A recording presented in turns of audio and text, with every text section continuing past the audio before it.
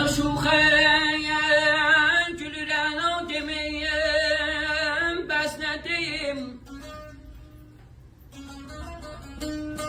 Aşıqəm bülbülü şeytan demeyim, bəs nə deyim?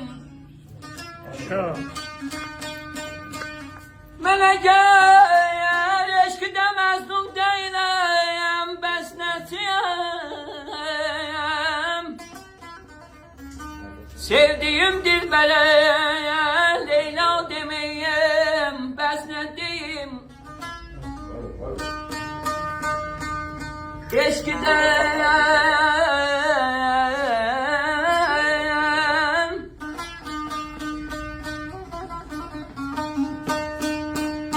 çırpınır, kuş kimi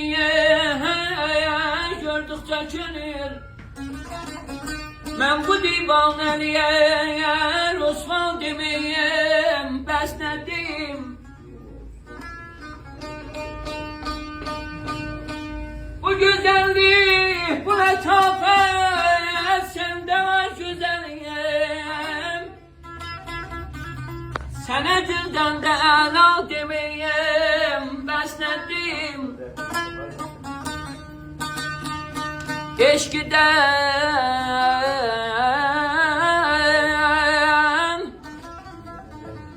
Eşkiden bir bu kadar söylemek olmaz vahid.